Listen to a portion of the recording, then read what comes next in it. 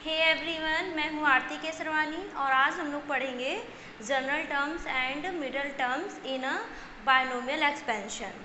ठीक है, इसके पहले तो हम लोगों ने एक्सपेंशन के बारे में पढ़ लिया है, बायनोमियल एक्सपेंशन क्या है, और उसके साथ साथ एक्सरसाइज भी कंप्लीट हो गया है।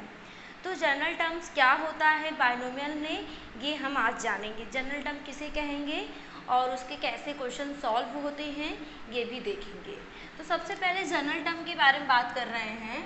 तो जनरल टर्म क्या होता है? General term and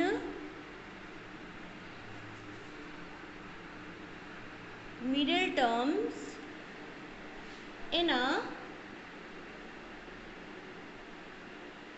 binomial expansion. ठीक है, general term and middle terms in a binomial expansion. तो जनरल टर्म बायनोमियल में ये देखेंगे, जनरल टर्म हम उसे कहेंगे जैसे कि मान लो हम ये ले लेते हैं, in the expansion of a plus B की पावर n, ऐसा दिया है। अगर मैं इसका एक्सपेंशन करती हूँ तो क्या होगा? एक्सपेंशन करते हैं तो एन सी 0 a टू की पावर n b टू की power 0 plus N C 1 e two की पावर n माइनस 1 b। ठीक, फिर यहाँ पे एन सी 2 a टू की power n minus 2 b two की पावर 2, फिर ये एन सी 3 ए टू की power n minus 3 B two की पावर 3। कुछ इस तरह से पूरा n तक वो जाएगा, है ना, n तक जाएगा। तो इसको हम लोग क्या कहेंगे? क्या कहने वाले हैं? First term. क्या कहेंगे यहाँ पर? फर्स्ट टर्म है। सेकेंड टर्म किसे कहेंगे? Second term. सेकेंड टर्म क्या है? एन सी 1 ए टू की power n minus 1 B. Okay, third term किसे कहेंगे?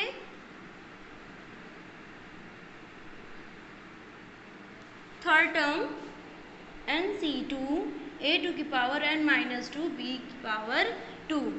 इस तरह यहाँ से देखा जाए 1 से लेकर पूरा n तक जाता है तो वो क्या होता है? वो r होता है। लेकिन यहाँ पर एक टर्म और होता है, इसलिए r की जो वैल्यू होती है वो r प्लस 1 th टर्म हो जाता है। ठीक है, वैसे तो 1 से स्टार्ट करता है और r की वैल्यू कहाँ तक जाता है? n तक होता है। लेकिन यहाँ जो r की वैल्यू होती है वो 0 से स्टार्ट होता है ना। तो 1 से लेकर n तक तो जाता ही है r की वैल्यू, उसमें एक टर्म और ऐड होता है तो इसलिए r प्लस 1 th टर्म हो जाता है। तो जो हम ये एक्सपेंड करते हैं वो r प्लस 1 th टर्म से एक्सपेंड करते हैं।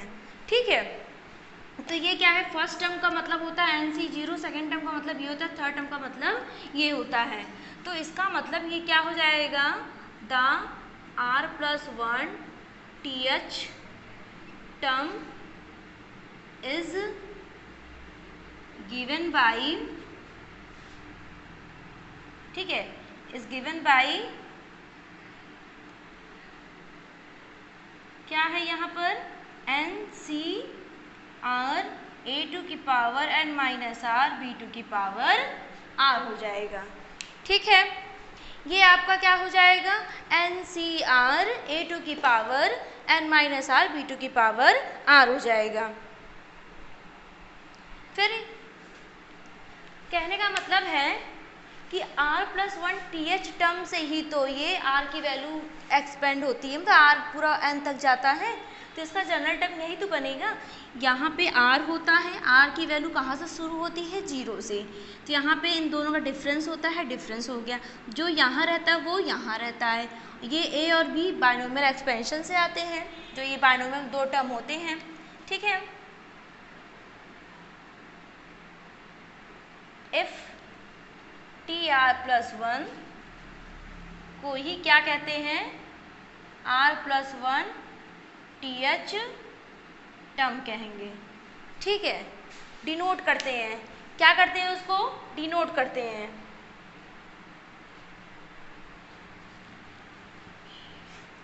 टी आर प्लस 1 को हम इसको क्या करते हैं, डिनोट करते हैं। तो यहाँ पे हम ये भी लिख सकते हैं, denotes R plus 1 T H term then T R plus 1 equal to N C R A two की power N minus R B two की power R, that is a general term. This is called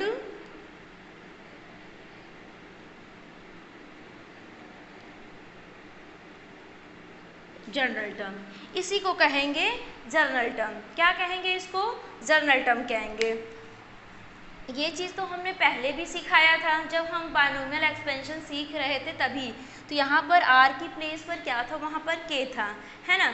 तो general term हमारा जो मतलब जो हम expand करते हैं, जो एक्सपेंशन करते हैं बायनोमियल का, वो उसी से रिलेट होकर आया है।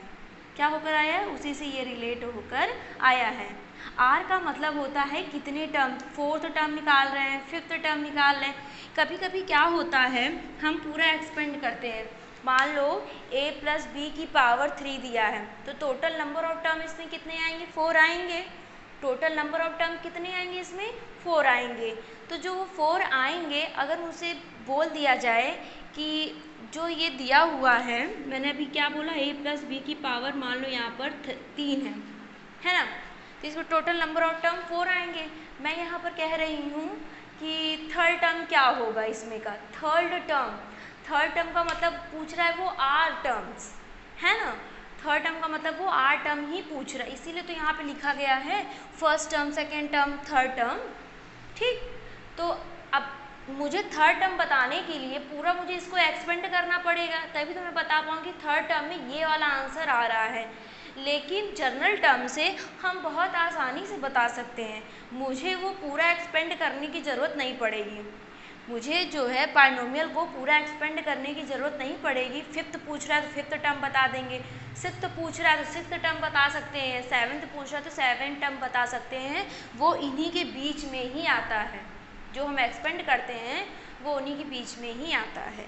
तो ये होता है जनरल टर्म, ठीक है। अच्छा, अब हम मिडल टर्म की बात कर लेते हैं। मिडल टर्म क्या होता है, इसके बारे में भी डिस्कशन करते हैं।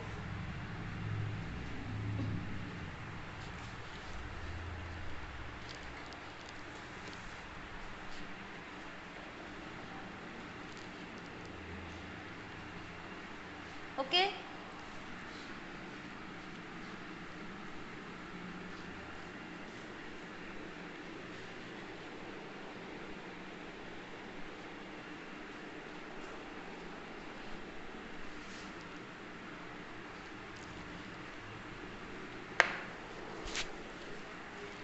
मिडिल टर्म, ठीक है, मिडिल टर्म की बात कर रहे हैं।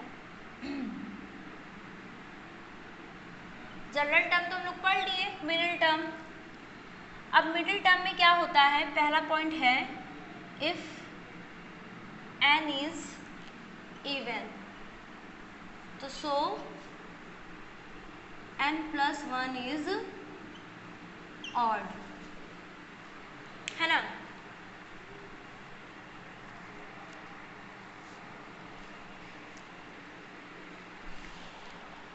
यहाँ पे कह रहा है, जैसे कि हम ये समझते हैं मिडिल टर्म का मतलब क्या होता है। जैसे ही मान लो ये कुछ दिया हुआ है x, y, z,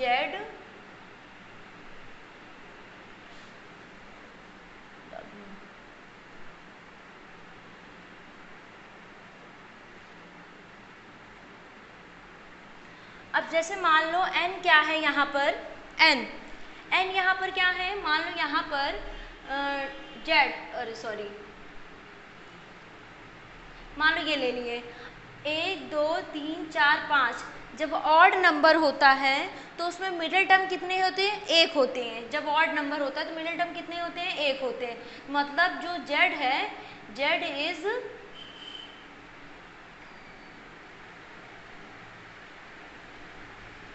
middle term. यहाँ पर क्या है, z तुम्हारा मिडिल टर्म है। जब मतलब एक चीज़ तो क्लियर हो गया, अगर ऑड नंबर होता है तो ऑड नंबर में मिडिल टर्म कितने होते हैं, 1 होते हैं। है ना, 1 होते हैं। लेकिन अगर यही इवन नंबर हो जाए तो, यही इवन हो जाए तो, यही अगर इवन हो जाए तो मिडिल टर्म कितने आएंगे, 2 आएंगे। मिडिल टर्म कितने आएंगे, 2 आएंगे। एक इधर से छूटेगा, एक इधर छूटेगा। तो जब इवन होता है तो मिडिल टर्म 2 होते हैं, जब ऑड होता है तो मिडिल टर्म 1 होते हैं। ठीक है, ये चीज़ तो क्लियर है। लेकिन जैसे कि मान लो ये x प्लस वाई और पावर दिया है 7, पहले आपने इवन लिखा है ना, चलो हम इवन ले लेते हैं, ये इवन है। अब मैंने सिखाया है जब इसको मैं एक्सपेंड करूँगी तो एक टर्म ज़्यादा आता है। टोटल नंबर ऑफ टर्म कितना आते हैं इसमें, 9 आता है। टोटल नंबर ऑफ टर्म कितने आते हैं, total number of term equal to 9 आएगा। 8 + 1 9 आ गया। 9 कैसा नंबर है, ऑड है कि इवन है, ऑड नंबर है, मतलब रहता इवन है, बन किस में जाता है, कन्वर्ट किस में हो जाता है, इवन, सॉरी ऑड नंबर में, रहता इवन है, रहता इवन है ना, और कन्वर्ट किस में हो जाता है, इवन, सॉरी ऑड नंबर में। जब ये ऑड हो गया, मुझे मिडिल टर्म इसका नहीं निकालना है, टोटल नंबर ऑफ टर्म का मिडिल टर्म निकालना है। मुझे मिडिल टर्म किसका निकालना है, इसका नहीं निकालना है। इसको देखते हुए मुझे टोटल नंबर ऑफ टर्म जितना आता है ऑड और इवन, उसको देखते हुए निकालना है। ठीक है, तो जैसे 8 है, 8 में 1 ऐड करेंगे तो 9 आएगा। तो 9 कैसा नंबर हो गया, ऑड है कि इवन, ऑड नंबर है। और जब ये ऑड हो गया तो इसमें मिडिल टर्म कितने आएंगे, जब ये ऑड हो गया तो इसमें मिडिल टर्म कितने आएंगे, 1 ही आएंगे। तो इसीलिए बोल रहा है कि सो n + 1 इज ऑड, तो देयरफॉर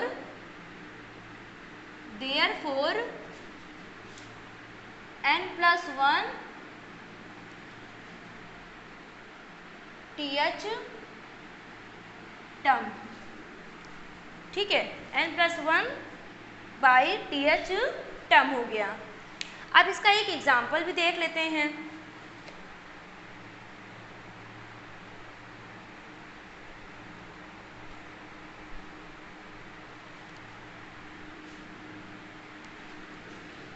इसको ऐसे लिखते हैं n/2 + 1, एक ऐड हो जाएगा ना।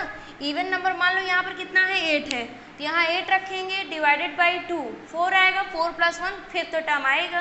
फिफ्थ टर्म क्या है, आर्थ टर्म है। फिफ्थ टर्म का मतलब आर्थ टर्म है, वो समझ में आया।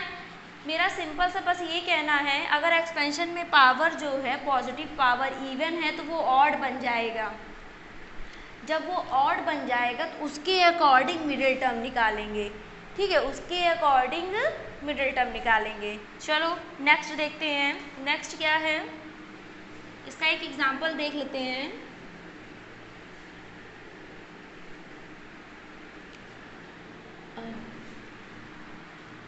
एग्जांपल,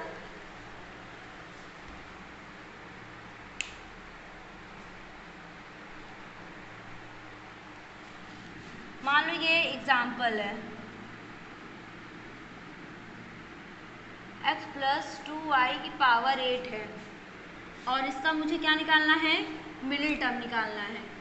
ठीक है, क्या निकालना है, इसका मिडिल टर्म निकालना। और मिडिल टर्म कैसे निकलेगा, अभी मैंने बताया था ना यहाँ पर। ठीक, अभी मैंने बताया था ना कि द मिडिल टर्म, बताया था ना अभी कि 8 है तो इसका मिडिल टर्म मतलब टोटल नंबर ऑफ टर्म 9 है, 9 that is a odd number. Odd number के लिए मिडिल टर्म क्या हो जाएगा, middle term n/2 + 1 th term, तो हो जाएगा 8/2 + 1, तो जाएगा 4 + 1 दैट इज फिफ्थ टर्म। तो मतलब इसका जो मिडिल टर्म है वो क्या है, फिफ्थ टर्म है। इसका मिडिल टर्म क्या है, फिफ्थ टर्म है। ओके,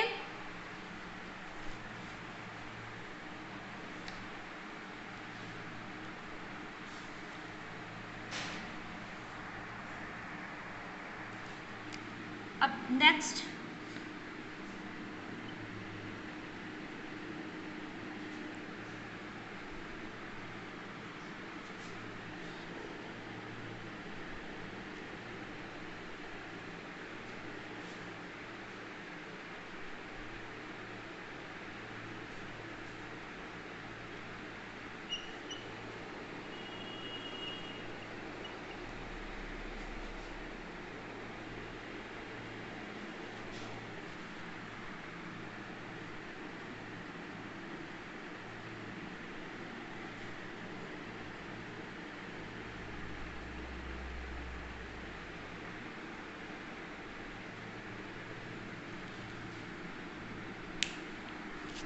अभी वही चीज़ मैंने क्लियर किया है, जब पावर कैसी होगी, ऑड होगी। जब पावर कैसी होगी, ऑड होगी। मान लो फॉर एग्जांपल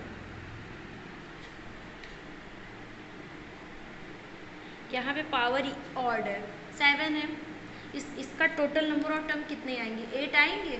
जो टोटल नंबर ऑफ टर्म 8 है, वो जो 8 है मतलब n+1 हो जाता है ना 8 टर्म, तो वो जो 8 है वो 8 ऑड है कि इवन है। 8 जो है वो इवन नंबर है, और जब इवन होता है तो उसमें 2 मिडिल टर्म होते हैं। जब कोई नंबर इवन होगा तो उसमें मिडिल टर्म कितने होंगे, 2 होंगे, है ना, 2 होंगे मिडिल टर्म। तो मिडिल टर्म हम इसका नहीं, इसके टोटल नंबर ऑफ टर्म को देख के तब मिडिल टर्म निकालते हैं। ठीक है, तो मतलब पावर हम इसको ऑब्जर्व करेंगे कि ऑड है कि इवन। अभी नहीं कि ये ऑड है तो ये वाला लगा देंगे, ऑड है तो ये लगा देंगे, नहीं, ऐसा नहीं है। ठीक है, तो देखते हुए, तो ऑड है तो वो इवन बन जाता है, और इवन है तो ऑड बन जा रहा है, ये देखना है। तो ऑड होकर इवन बन जा रहा है, तो इवन के लिए कौन सा फॉर्मूला है, एक बार ये रखेंगे। तो मिडिल टर्म के लिए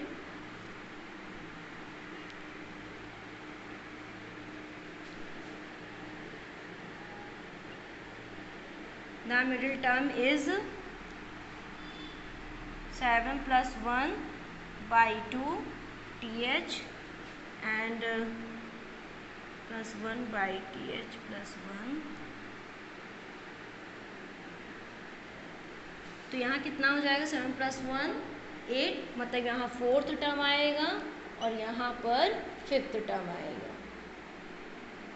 तो मतलब इस एक्सपेंशन में मिडिल टर्म क्या है, एक 4th टर्म पे मिडिल टर्म है और एक ये 5th टर्म में मिडिल टर्म है। ठीक है, तो मिडिल टर्म आपको समझ में आ गया क्या होता है।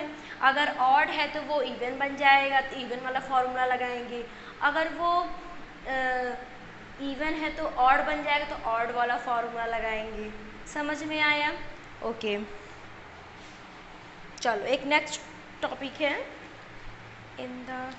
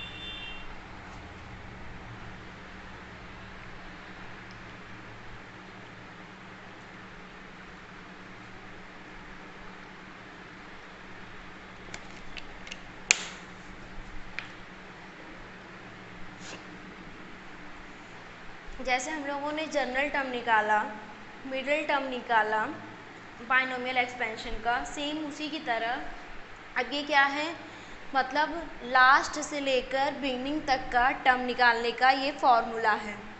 लास्ट से लेकर बिगिनिंग तक का टर्म निकालने के लिए ये क्या है, फॉर्मूला है।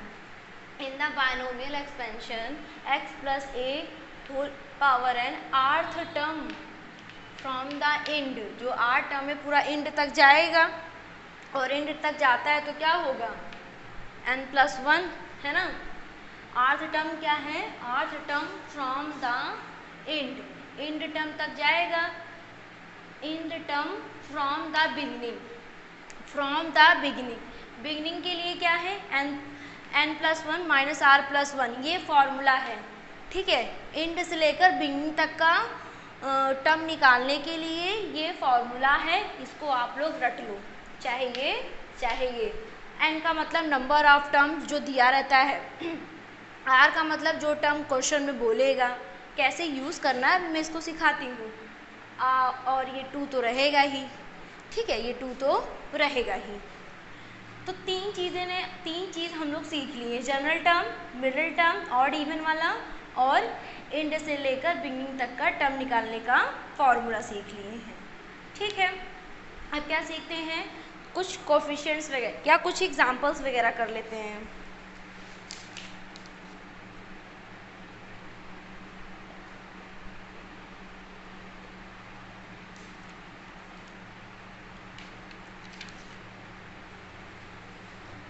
जैसे पहला जो क्वेश्चन है,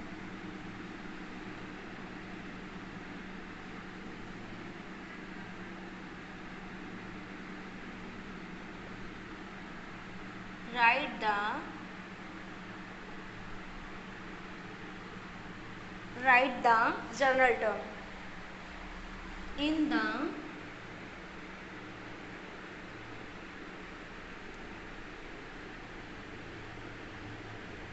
expansion of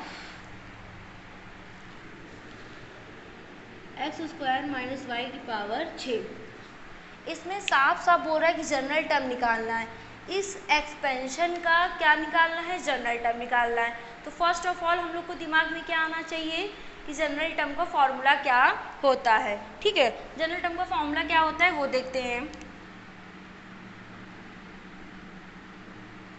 फॉर्मूला को कैसे यूज़ करना है, अप्लाई कैसे करना है वो सिखा रहे हैं। तो जनरल टर्म का फॉर्मूला होता है T R plus 1 equal to N C R A two की power N minus R B two की पावर आर। ये फॉर्मूला है। वहाँ पे जो एक्सपेंशन दिया हुआ है ना, यहाँ पे इसके लिए कौन सा एक्सपेंशन था, a प्लस बी की पावर एन था, ये वाला एक्सपेंशन था। हमारे पास इसकी जगह पे ये वाला एक्सपेंशन है ना। आर, अब आर तो यहाँ कुछ दिया नहीं है तो आर की जगह पे आर ही रखेंगे।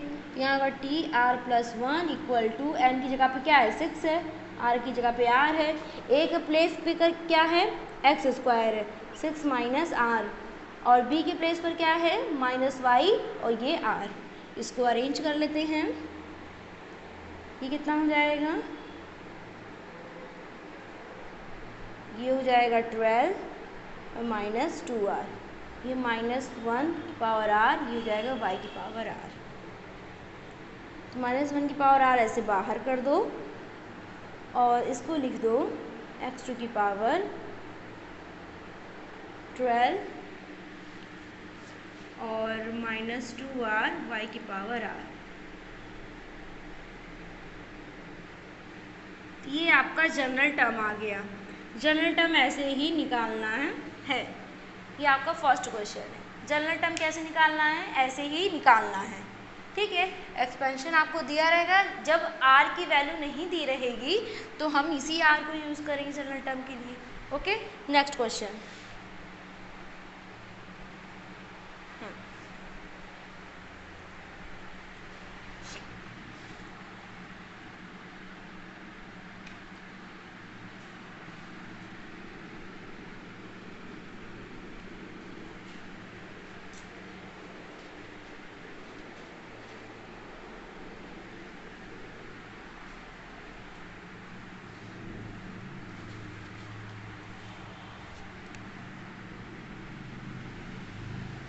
Question number second,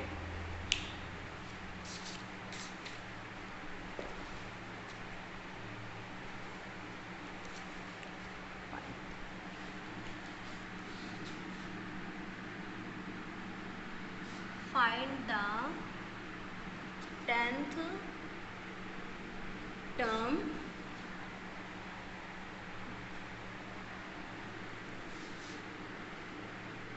in the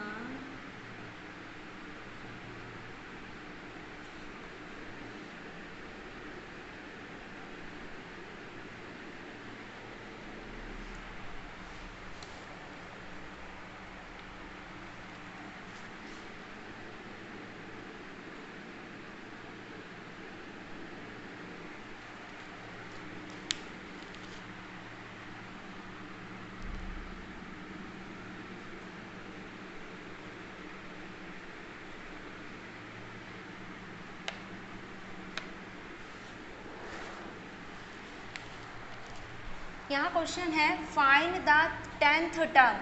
10th term, मुझे 10th टर्म फाइंड करना है इस एक्सपेंशन का। मतलब ये टोटल नंबर ऑफ टर्म इसमें कितने हैं, 13 आएंगे। पावर n है, पावर 12 है, तो टोटल नंबर ऑफ टर्म कितने आएंगे, 13 आएंगे। उस 13 में बोल रहा है कि 10वां टर्म क्या होगा। अब मैं इसको पूरा एक्सपेंड करूं, 13 टर्म निकल कर आएगा, तब मैं उसमें से गिनूं कि 10वां टर्म जो होगा 10th टर्म, तब मैं बताऊंगी हाँ 10th टर्म में ये वैल्यू आ रही है। तो ये बहुत बड़ा हो जाएगा ना, तो इसके लिए क्या है, जनरल फार्मूला। जनरल फार्मूले से हम इसको निकाल लेंगे। तो क्वेश्चन है कि find the 10th term in the binomial expansion of 2x² plus 1/x whole power 12 दिया हुआ है ना। तो चलो हम क्या करते हैं, पहले जनरल टर्म निकालते हैं। 10th टर्म को लिख सकते हैं क्या, 9 + 1, क्योंकि r + 1 होता है ना। क्या होता है, r + 1 होता है।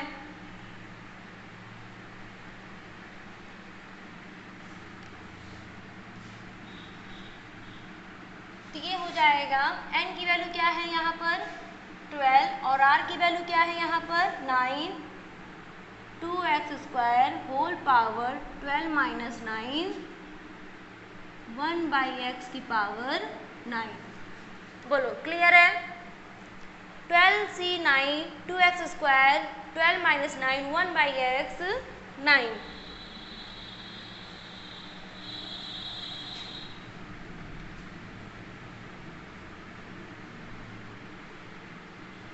अब इसको 12 में से घटा देंगे 9, 3।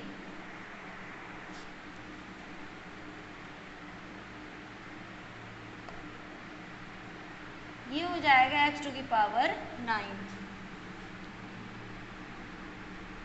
ये हो जाएगा 8 और ये हो जाएगा 6। ये पूरा कट जाएगा, ये कितना बचेगा, क्यूब। तो यहाँ पे लिख देंगे 8/x³ और ये हो जाएगा 12c9, जो कि आप लोग एक्सपेंड कर सकते हो। इसको ओपन कर सकते, बहुत बड़ा होगा तो ओपन नहीं करेंगे, ये तो ईजिली हो जाएगा ना, छोटा सा 12c9, तो इसको जल्दी सॉल्व करके लिख देंगे, है ना। तो ये हो गया आपका जनरल टर्म। जैसे फाइंड द 10th टर्म पूछ रहा था, ये आपका जनरल टर्म से निकलेगा। जब भी 10th term, 4th term, 5th term, what ever कोई भी टर्म पूछता है, तो हम इस फॉर्मूले का इस्तेमाल करेंगे, इस फॉर्मूले को यूज़ करेंगे और फटाक से आंसर ले आ देंगे। ठीक है, चलो नेक्स्ट क्वेश्चन करते हैं अब इसका।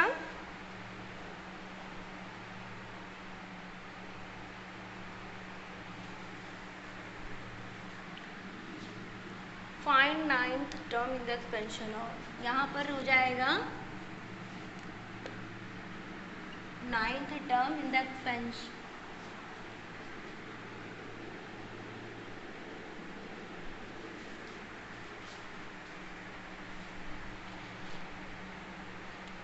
x/a minus 3a/x², x/a minus 3a²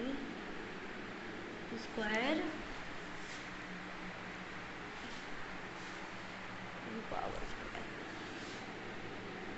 ठीक है, एक्सपेंशन बदल गया और r की वैल्यू भी बदल गई। यहाँ पर 9 है, तो जब 9 है तो यहाँ कितना हो जाएगा, 8 हो जाएगा, है ना। 12c9 एक्सपेंशन तो बदल गया है, तो हम इसको रफ करके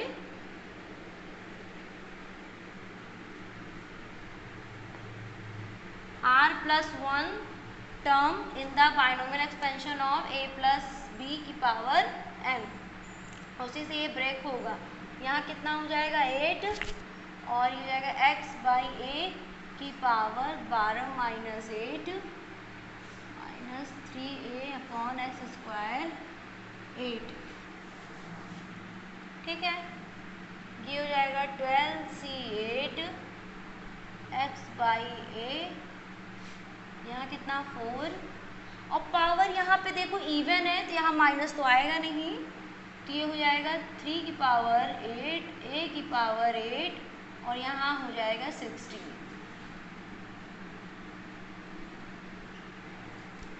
ये हो जाएगा x2 की पावर 4 a2 की पावर 4,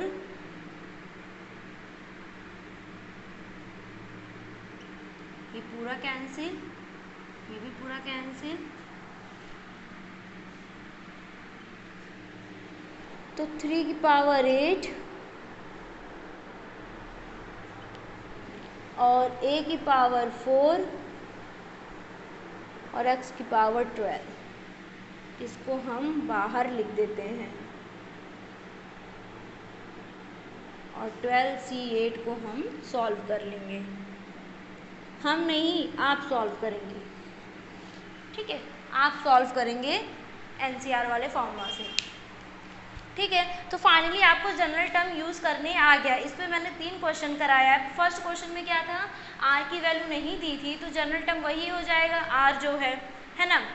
और 2 क्वेश्चन मैंने ऐसे कराए जिसमें आर की वैल्यू दी हुई है, ठीक है। तो अब हम उस पर चलते हैं, कुछ मिडिल टर्म के क्वेश्चंस कर लेते हैं और कुछ लास्ट टर्म में जो मैंने सिखाया था अभी, rth term end from the beginning.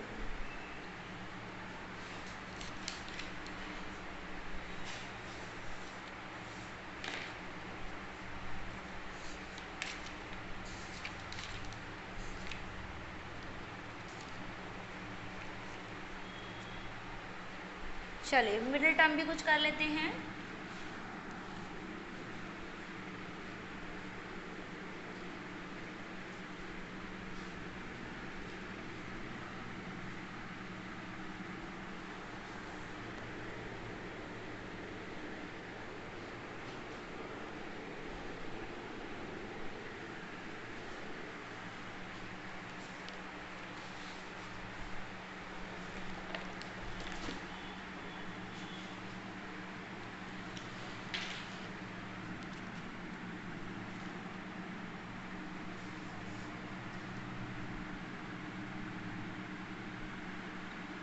Find the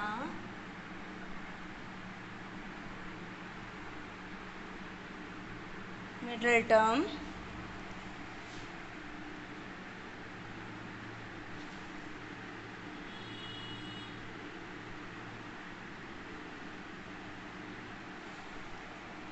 for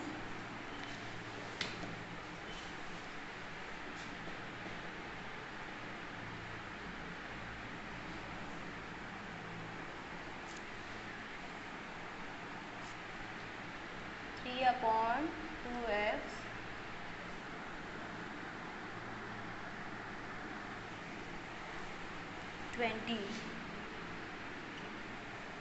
है ना।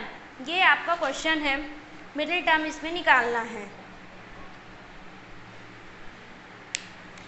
अभी मैंने सिखाया जब पावर इवन हो तो वो किस में कन्वर्ट हो जाता है, ऑड में।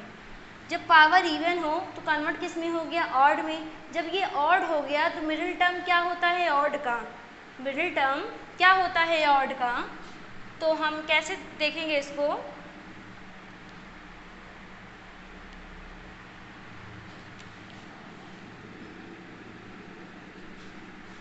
n = 20 which is even number, सो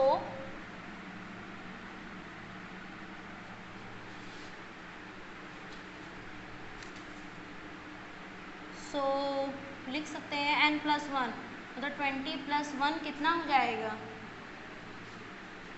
21, है ना, 21 हो जाएगा। तो यहाँ पर वही है, इसको लिखेंगे क्या, इज ऑड, ठीक है, 20 + 1 इज ऑड। यहाँ हो जाएगा कुछ, यहाँ लिखेंगे इसको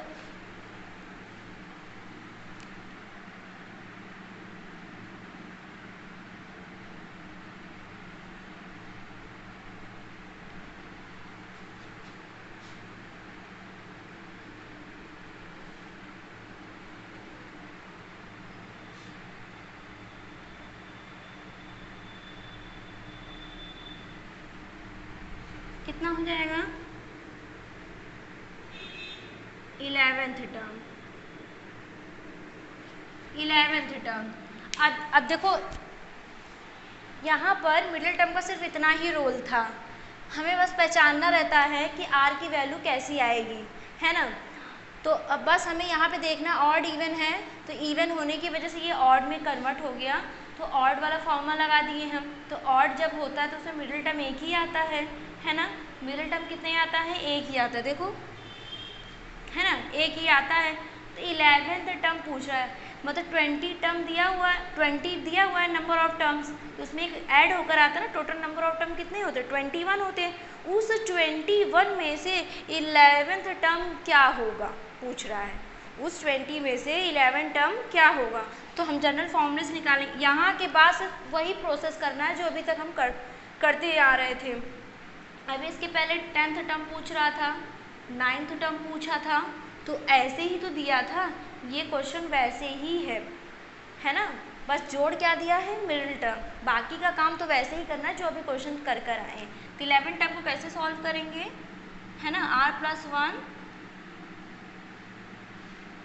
टर्म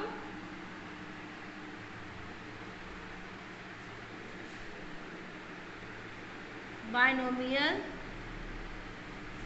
एक्सपेंशन ऑफ क्या था यहाँ पर, यही था ना, a + b⁴n, तो date is tr+1 = NCr a⁴n - r b⁴r। तो बस यहाँ पर भी 10 + 1 = n की जगह पे क्या है मेरा 20 है, r की जगह पे 10 और a की जगह पे क्या है 2/3x²। 10 में से 20 में से 10 जाएगा तो 10 बचेगा, -3/2x⁻10। ये हो जाएगा 2/3 ये अलग हो गया, ये हो जाएगा 20, पावर इवन है तो इसलिए पॉजिटिव हो जाएगा, ये 3/2 और ये क्या हो जाएगा x⁻10। ये पूरा कैंसिल, ओके। ये क्या हो जाएगा 2/10 है तो ये 3/10 है, यहाँ पर x⁻10 बचेगा, यहाँ पर 3/10 और ये हो जाएगा 2/10। ये पूरा का पूरा कैंसिल हो जाएगा, ये बचेगा x⁻10 20c10। ये है 11th टर्म, ये क्या है 11th टर्म है।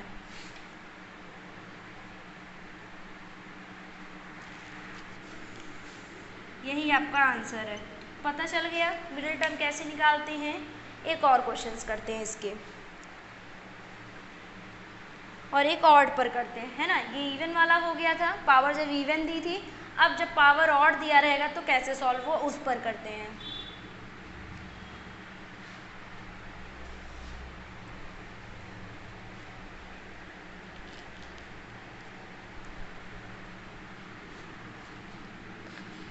Find the middle term in the expansion of, बस उसको रफ कर देते हैं, बाकी तो सब वही है।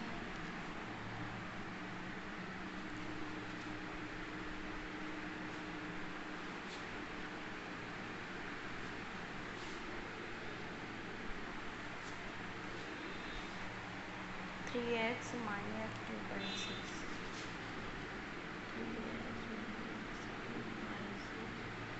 पावर 7। ठीक है, n की वैल्यू यहाँ 7 हो जाएगा, तो which is odd, so 7 + 1 is even. अब जब इवन होता है तो दो मिडिल टर्म निकलेंगे, दो फॉर्मूला लगेगा, है ना। तो मिडिल टर्म यहाँ पर बदल जाएगा। तो यहाँ पर एक आ जाएगा n+1/2 th टर्म, और एक हो जाएगा n+1/2 th टर्म। तो यहाँ पर अगर रखते हैं n की वैल्यू, तो 7 + 1/2 और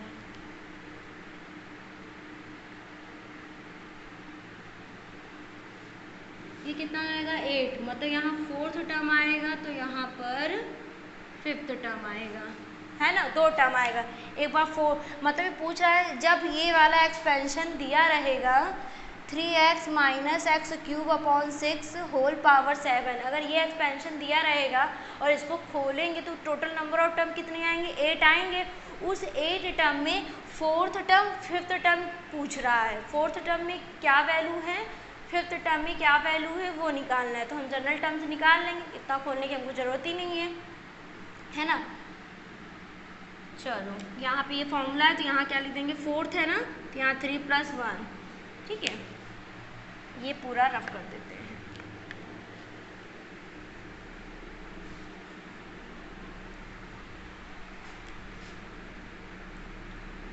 तो यहाँ कितना हो जाएगा, n की वैल्यू 7 c3 3x का power 7 minus 3 minus x³ / 6 power 3। तो 3x ये हो जाएगा 4। पावर कैसा है, यहाँ पर ऑड है, तो इसका मतलब ये निगेटिव होगा, इसको ऐसे अलग कर दो। ठीक है, पहले से ये अलग कर दो, ये हो जाएगा 3 × 9, 6 की पावर 3। तो -1 की पावर जो 3 है बाहर कर दो, 7c3, ये 3 की पावर 4, ये हो जाएगा x² की पावर 4, ये हो जाएगा x की पावर 9,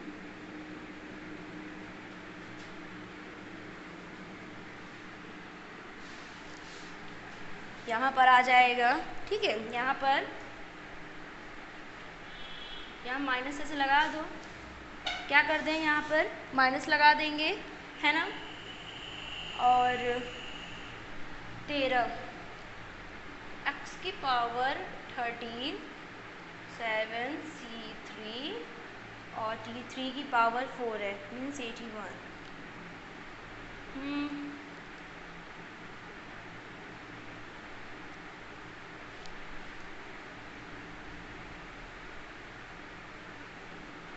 ये हो जाएगा 3 की पावर 4 अपॉन 3 × 2 करेंगे 6 होता ही है ना। और इसको सिंप्लीफाई करना है तो और कर सकते हैं, तो ये 3 की पावर 4, ये 3 की पावर 3, 2 की पावर 3, ये पूरा कट जाएगा, एक 3 बचेगा ऊपर, है ना, एक 3 और ये 8, कितना हो जाएगा, माइनस 3/8 x की पावर 13 7c3। ठीक है, ये किसके लिए अभी निकला है, 4th टर्म के लिए। अभी हमें 5th टर्म बाकी है, 5th टर्म भी निकालना है, इसको कर लो आप लोग।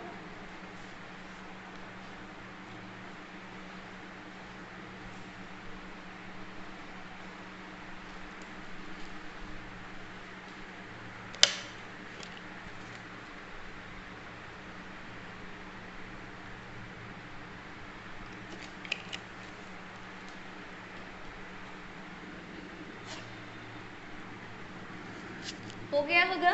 चलो अब मैं 5th टर्म निकालती हूँ।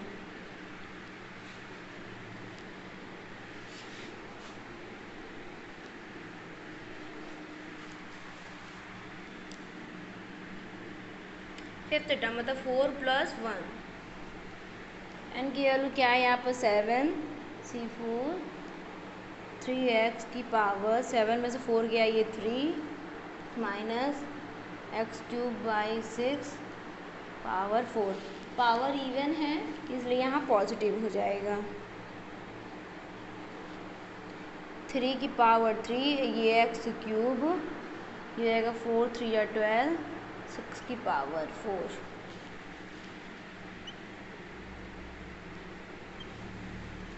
ये आएगा 3 की पावर 3 अपॉन 3 2 या 6 3 की पावर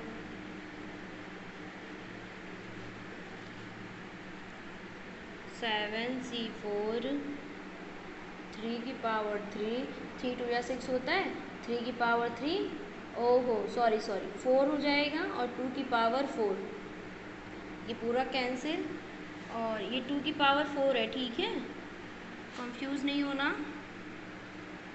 ये 15 हो जाएगा ओके तो यहाँ पर आ जाएगा कितना 7 C4 ठीक यहाँ पर x की पावर 15 और नीचे कितना बच रहा है यहाँ पर एक 3 बच रहा है और 2 की पावर 4 16 है ना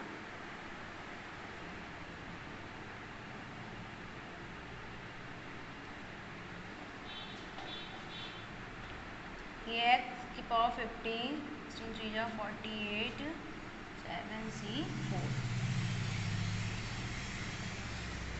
ये था फिफ्थ टर्म जब इवन होता है तो 2 टर्म निकलता है मिडिल टर्म दोनों टर्म निकाल लिया हमने 2 मिडिल टर्म निकले थे दोनों मिडिल टर्म का वैल्यू हम निकाले तो यही वैल्यू आएगा मिडिल टर्म का जब हम वैसे भी एक्सपेंड करेंगे तो भी ना यकीन हो तो आप लोग खुद एक्सपेंड करके चेक कर लेना ना चेक कर लेना कि यही वैल्यू आता है कि नहीं जब हम उसको एक्सपेंड करते हैं तो चलो तो एक क्वेश्चन और बचा हुआ है इंड का जो मैंने थ्योरी अभी पढ़ाई थी कि इंड से लेकर कहाँ तक का हमें जनरल टर्म निकालना है मतलब टर्म निकालना है बिगनिंग तक का है ना बिगनिंग तक का टर्म तो उस पर भी ये क्वेश्चंस कर ही लेते हैं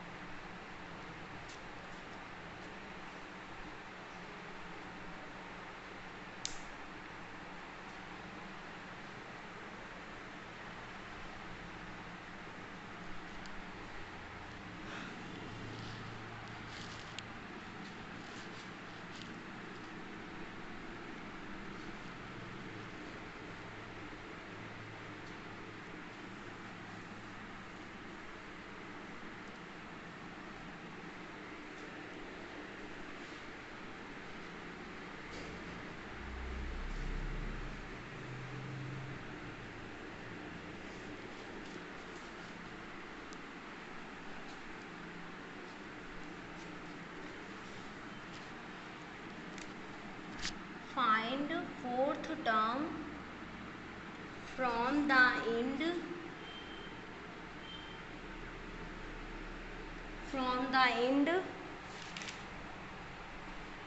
in the expansion of in the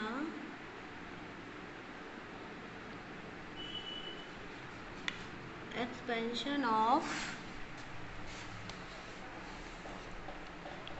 3 by x square minus x³ by 6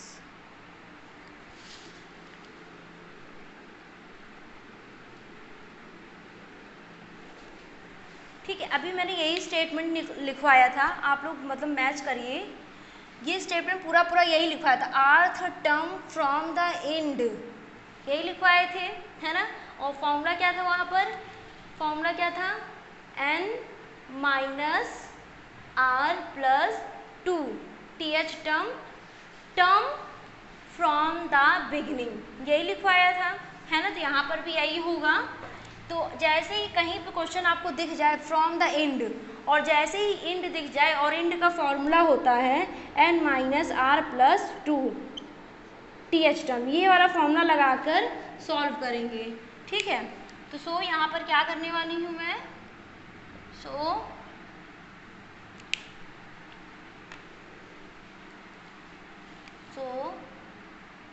fourth term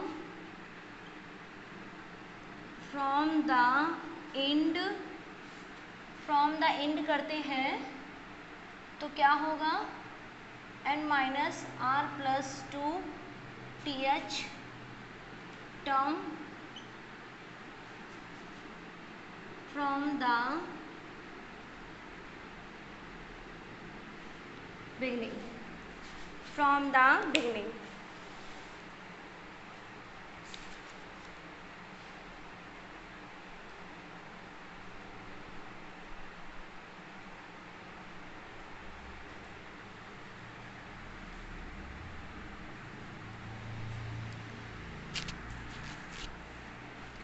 ठीक है। अब यहाँ पर r की जगह पे क्या है, 4 है, n की प्लेस पर 7 है, तो हम इसको निकालते हैं तो कितना रख देंगे यहाँ पर, 7 - 4 + 2 th।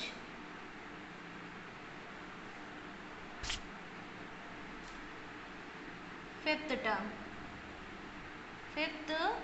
है, फिफ्थ टर्म का जनरल टर्म निकाल लेंगे हम इंड का, है ना। फिफ्थ टर्म आ रहा है, एंड से लेकर बिगिनिंग तक के बीच का कितना टर्म आ रहा है, फिफ्थ टर्म आ रहा है, वो फिफ्थ टर्म हमें फाइंड करना है।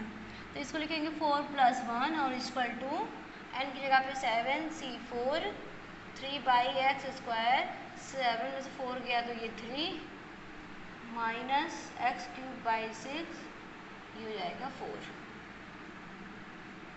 7 c4 3 की पावर 3, ये हो जाएगा 6, पावर इवन है तो पॉजिटिव हो जाएगा, 4 3 या 12, 6 की पावर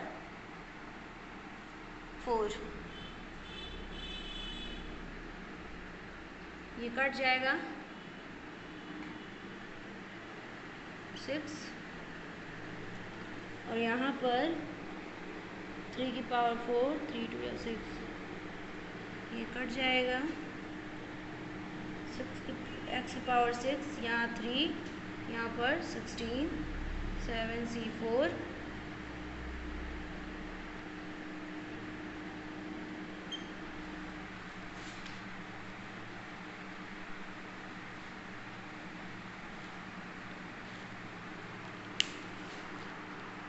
यही आपका आंसर है। समझ में आया इंड टर्म कैसे निकालना है, समझ में आया। क्वेश्चन में देखो कहीं नहीं बोला, सिर्फ बोला इंड टर्म, तो मैंने इंड टर्म निकाला है, बिगिनिंग से लेकर लास्ट तक के बीच का इंड टर्म क्या है, फिफ्थ है, वो निकाला है, ठीक है। तो ऐसे ही करना है क्वेश्चंस को, इंड वाले। तो मैंने 3 चीज़ें आज सिखाई हैं और तीनों पे मैंने क्वेश्चंस भी कर लिए हैं। तो एक क्वेश्चन और हो जाए क्या, 11 टर्म। चलो यहाँ पर 11 टर्म निकालते हैं। 11 term from the expansion,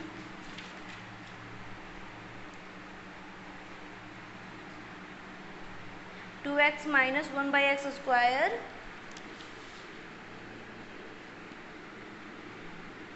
two X minus 1/x², 25, ठीक है, ये हो जाएगा। तो यहाँ पर 25 और r की जगह पे यहाँ 11 गेट गया,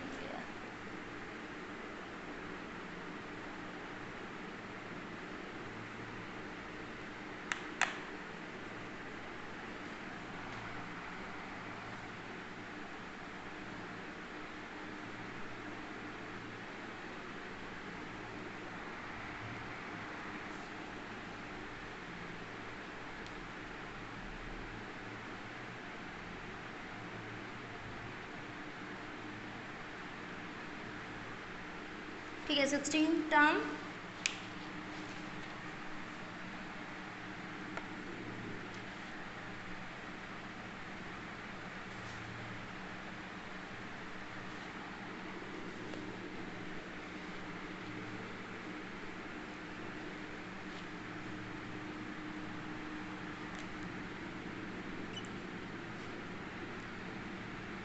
25, 15, 2x की पावर 10 और हो जाएगा -1 स्क्वायर, ये 15, 2 की पावर 10, x की पावर 10। ये ऑड नंबर है तो ये माइनस हो जाएगा, ठीक है, माइनस में आएगा, ये हो जाएगा 15 2 जा 30, तो ये माइनस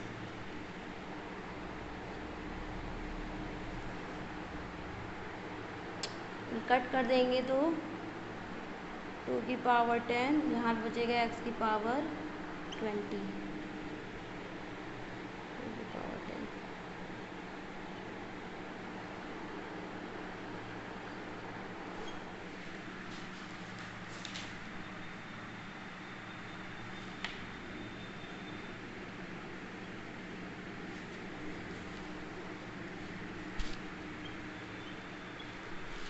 फाइनली आपका ये भी क्वेश्चन हो गया।